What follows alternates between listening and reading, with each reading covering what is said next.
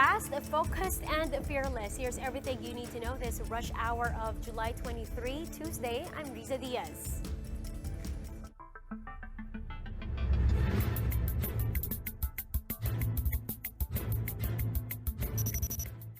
Few men imbued with the will and the courage to do what he believes is right and just, and whatever be the opposition in terms of numbers and noise, makes a majority.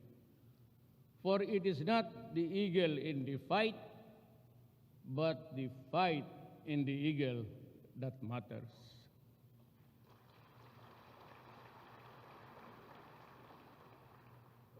Believe me, I will end my term fighting. That was President Duterte coming in strong in his fourth State of the Nation address. And with him halfway through his term, Duterte unloaded more than a dozen priority legislations that he wants to get done. This SONA Duterte explicitly said that he wants the restoration of death penalty for plunder and other heinous crimes related to the use of illegal drugs. Now, the timing may have been in line with this 18th Congress, with some administration allies in Senate already pushing measure on this. Duterte is also backing the mandatory ROTC for senior high school and initiatives to strengthen national security, such as the proposed National Defense Act. He also wants an upgraded fire protection program and better emergency response among regions. Now, on the economic side, Duterte is calling for the swift passage of the Trabajo Bill, which seeks to reduce corporate income tax and rationalize tax incentives. Despite already certifying it urgent, Duterte again called on Congress to prioritize the sin tax measure. He also wants to implement another round of salary standardization, this time focusing on teachers and nurses. Meanwhile, to address concerns on problems on utilities and overseas employment, the president called for the creation of departments overseeing OFWs, water management, and disaster preparedness and relief. At the local government level, Duterte said he wants to have the barangay and SK polls in May next year be moved to October. This is to give barangay officials more time to finish their programs and projects. Duterte also said that he wants a Magna Carta for barangays and likewise called on Congress to pass the government right-sizing bill to streamline services in other government systems and procedures. In his fourth SONA, Duterte claims China is already in possession of the West Philippine Sea. Duterte explained that we lost Scarborough Shoal and the Panganiban Reef because of the standoff between China and former President Noynoy Aquino, where Aquino ordered the withdrawal of government ships.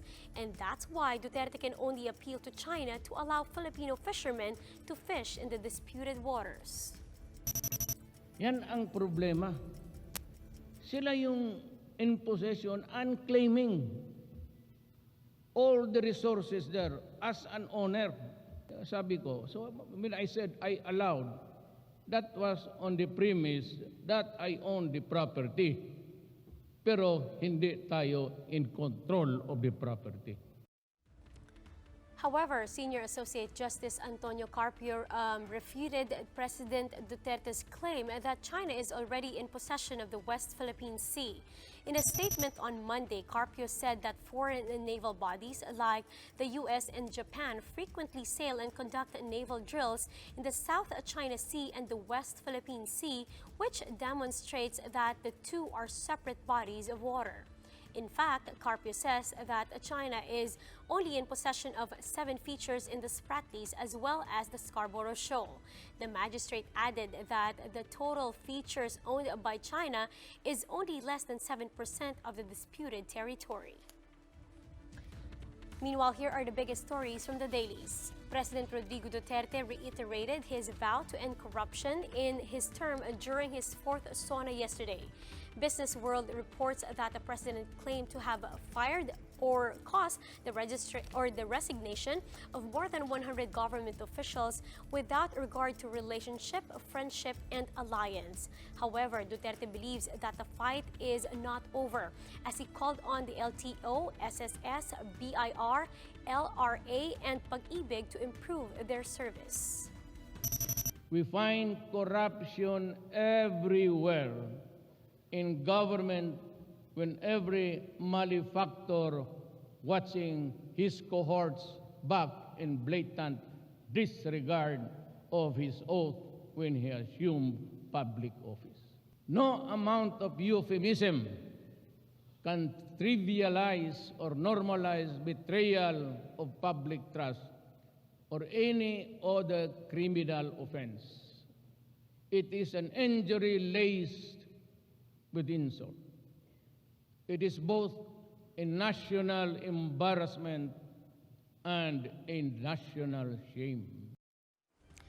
Meanwhile, President Duterte believes that the country's drug problem will not be solved if corruption persists. That's why he is appealing to Congress to revive a death penalty for both drug crimes and plunder. However, the Freeman reports that the accused shall be assured of a fair trial in court. I am aware that we still have a long way to go in our fight against this social menace. Let the reason why I advocate the imposition of the death penalty for crimes related to illegal drugs. I respectfully request Congress to reinstate the death penalty for heinous crimes related to drugs as well as plunder. While Duterte's fourth SONA lasted for about 1 hour and a half, the president didn't speak much about two of his campaign promises. Philippine Star reports that Duterte chose to not go into detail regarding his administration's plan on the security of tenure bill and the shift to federalism. Duterte said that he is still studying the security of tenure bill that has already been sent to his desk for signing. Now, as for federalism, he says the SONA is not the proper time to discuss it and that there are still things needed to iron out regarding the shift in government form. But there are certain things that you have to be very clear. One is that it devolves a lot of authority to the local governments, regional.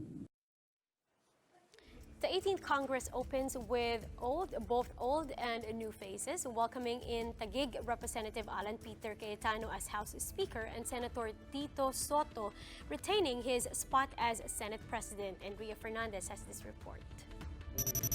After getting 19 affirmative votes and 3 abstentions from the minority bloc, Vicente Sotto III is still the Senate President in the 18th Congress. Also staying in their posts are Senate Pro Tempore Ralph Recto, Majority Leader Juan Miguel Zubiri, and Minority Leader Franklin Drilon. In the House, the election of the new Speaker went peaceful and orderly, contrary to what was expected. Only 2 Solons contended for the position: Taguig City Pateros Representative Alan Peter Cayetano, who was President Duterte's bet, and Manila Representative Benny Abante. It was presidential son and Davao City Representative Paulo Duterte who floated the idea of a possible coup in the House leadership, was the first to nominate Cayetano as Speaker. Duterte clarified, however, that he is not in favor of term sharing. I am against any term sharing agreement. However, if the Speaker resigns after 15 months, then we will have to elect a new Speaker. Cayetano got 266 votes, Abante had 28, while 3 Solons abstained. Thereafter, Romualdez, who is now the majority leader, presided Cayetano's oath-taking. The minority also formed a coalition composed of Makabayan Bloc, some members of Liberal Party, Ako Bicol Representative, and other independent lawmakers. Prior to the session, the lawmakers seemed to be divided as Cayetano and Duterte called for separate breakfast meetings. But eventually, they all came together, including Duterte, to Cayetano-sponsored breakfast. For News 5, Ria Fernandez, We Are One News. Politics and showbiz collided during President Rodrigo Duterte's fourth State of the Nation address as celebrities flaunted their best fashion pieces on the red carpet. Dina Bonivi was stunning in her black and white Filipiniana, escorted by her husband, Ilocos Sur 1st District Representative DV Sabellano. Aiko Melendez showed off her white terno with feathers embroidered on her left sleeve. She came to the SONA with her boyfriend, Zambales Vice Governor J. Kong Hoon. Now, re-elected Senate President Tito Sotto came to the SONA with his whole family, including his wife Helen and children Gian, Shiara, Lala, and Romina. Meanwhile, actor and longtime Duterte supporter Philip Salvador walked the red carpet with Robin Padilla wearing a simple barong Tagalog and he has one wish for the president's critics. Sa inyo po lahat na bumabatikos, mamatay kayong lahat. The annual SONA is also a time for our government officials and other VIPs to play dress up, and it seems they did not disappoint. Former House Speaker Gloria Arroyo donned an orange off-shoulder gown made by the Aitas of Pampanga. Presidential spokesperson Sal Panelo, meanwhile, made a statement which had an image of the controversial online personality Bicoy embroidered in it. Senator Amy Marcos, meanwhile, dubbed herself Dilawan for the day, pertaining to her La Filigrina gown made by Miss Universe designer Mac Tumang. Some netizens also took to Twitter to speculate on Tumang's inspiration for the gown, but the renowned designer explained that the design was meant to challenge people to look beyond political colors. Senator Nancy Binay, meanwhile, was elegant in a contemporary off-white Filipiniana. And while during past SONAs, she had been oftentimes the subject of memes for her wardrobe choices, now she says she may have gotten it right. Siguro after 6 years of doing this, di ba? I finally got it right. Meanwhile, here are the stories to watch out for later today.